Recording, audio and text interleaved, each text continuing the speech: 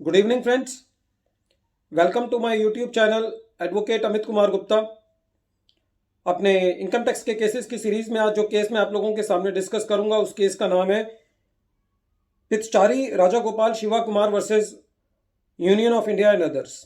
ये case 442 ITR page number 33 पे report हुआ। मद्रास हाई कोर्ट ने डिसाइड किया और मैटर 2 फरवरी 2022 को डिसाइड किया गया। फ्रेंड्स, इस केस को जो डिस्कस करने का एक लॉजिक ये है कि कुछ ऐसे प्रोविजंस फाइनेंस एक्ट में आते हैं जो कि बहुत कम लोगों को इफेक्ट करते हैं, पर्टिकुलरली एक सेक्शन को अफेक्ट करते हैं और जो बहुत ज़्यादा प्रचलन में नहीं होते। ऐसा ही एक ये सेक्शन था जिसके अंदर सेटलमेंट कमीशन जो एक होता था, जो मैक्सिमम केसेस में हम देखते हैं कि सर्च केसेस के अंदर लोग सेटलमेंट कमीशन में जाते थे। तो सेटलमेंट कमीशन के अस्तित्व को फाइनेंस एक्ट 2021 के द्वारा खत्म कर दिया गया था।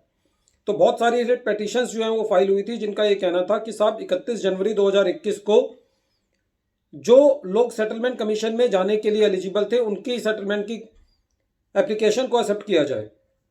तो गवर्नमेंट ऑफ इंडिया ने एक प्रेस रिलीज 7 सितंबर 2021 को निकाला। उसके बाद एक CBDT का सर्कुलर निकाला 28 सितंबर 2021 को, जिसके तहत ये कहा गया कि एक interim board for settlement constitute किया जाएगा और जो लोग 31 जनवरी 2021 को सेटलमेंट कमीशन में जाने के लिए एलिजिबल थे और वो 30 सितंबर 2021 तक अपनी एप्लीकेशन को सबमिट कर देते हैं, तो उनकी एप्लीकेशन एक्सेप्ट कर ली जाएगी और इंटरिम बोर्ड फॉर सेटलमेंट जो है वो उन सारी सेटलमेंट एप्लीकेशंस का सुनवाई करेगा। ये बेसिकली इस पूरे केस का एक निष्कर्ष है। लेकिन इस केस को जो डिस्कस करने का लॉजिक है फ्रेंड्स ये है कि यदि हम इस केस में देखें तो करीबन 100 से भी ज़्यादा जो रिट पेटिशंस हैं उनको क्लब कर दिया गया।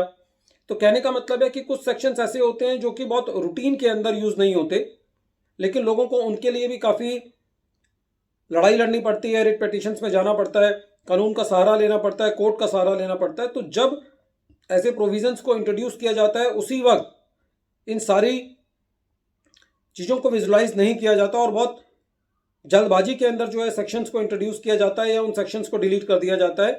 तो ये थोड़ा सा ये भी एक तरीके का एक एसएससी के लिए हरेसमेंट हो जाता है। बहरहाल इस केस के अंदर कोर्ट ने मच नीडेड रिलीफ जो है वो दिया, क्योंकि इस केस के अंदर काफ़ी सारे सेक्शंस को भी चैलेंज किया गया था।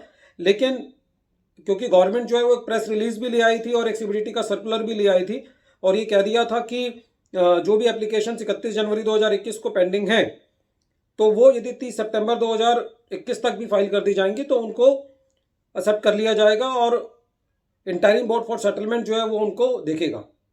लेकिन फ्रेंड्स, देखने की बात यह है कि जो सर्कुलर लाया जाता है वो 28 सितंबर 2021 को लाया जाता है और ये कहा जाता है कि 30 सितंबर 2021 तक जो एप्लीकेशन सबमिट हो जाएंगे उनको एक्सेप्ट कर लेंगे।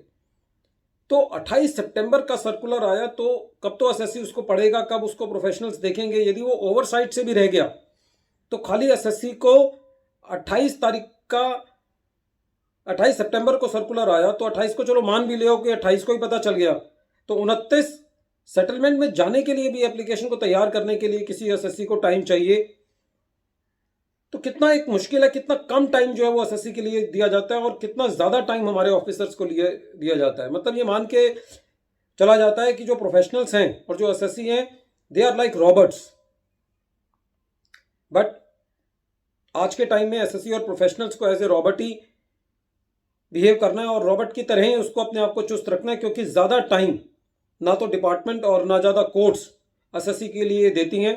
तो you have to be very specific, you have to be very accurate, you have to be very timely for taking any actions which is to be taken on your part। चाहे वो आपको अपनी return file करनी है, चाहे आपको कोई notice का जवाब सिंपल मैसेज से आया कि आपके पोर्टल पे नोटिस आया हुआ है, यदि बच्चा के पास मोबाइल है और उसने गलती से वो मैसेज डिलीट कर दिया तो साहब आपकी जीवन भर की सारी कमाई डिपार्टमेंट ले जाएगा, क्योंकि दूसरे नोटिस के अंदर तो वो असेसमेंट करके भेज देते हैं। तो friends, this is very tough time for the professionals and for the assessees, because the income tax department is behaving in a very erratic manner. All the laws have been enacted in a way that are very irrational। जब ये कानून बनाया जाता है, लोकसभा और राज्यसभा में पास होता है, इन कानूनों के ऊपर कोई डिस्कशन नहीं होता। जिन प्रतिनिधियों को हम चुन के भेजते हैं उनको वो समझ में ही नहीं आता, तो वहाँ पे जब भी इनके बारे में वोट होता है तो उनको कुछ कहना ही नहीं होता। उनको तो उसके बारे में कहना होता है जो उनकी सैलरी से रिलेटेड है या उनके पक्ष से ज़्यादा रिलेटेड है, या कोई ऐसा मुद्दा जो कि कोई ऐसे मैटर पे है जिससे देश के अंदर जो है वो अनइजीनेस की सिचुएशन पैदा हो जाती है। लेकिन जितने भी फिस्कल लॉस के ऊपर कोई डिस्कशन किसी भी तरीके का पार्लियामेंट में नहीं होता, ये हमारे देश के लिए दुर्भाग्य की बात है, ये हमारे टैक्स पेयर के लिए दुर्भाग्य की बात है। बहरहाल इस केस के अंदर एसएससी की सारी एप्लीकेशंस को ये कहा गया कि जो 30 सितंबर 2021 तक हैं उनको मान लिया जाएगा और जो इंटरिम बोर्ड फॉर सेटलमेंट है वो उनका निवारण करेगा। एक बार फिर मैं केस का नाम रिपीट कर रहा हूँ। केस का नाम है Pitchai Raja Gopal Shiva Kumar versus Union of India, और ये मैटर 442 ITR पेज नंबर 33 पे रिपोर्ट हुआ। केस फरवरी 2, 2022 को डिसाइड किया गया। Thank you friends, thank you.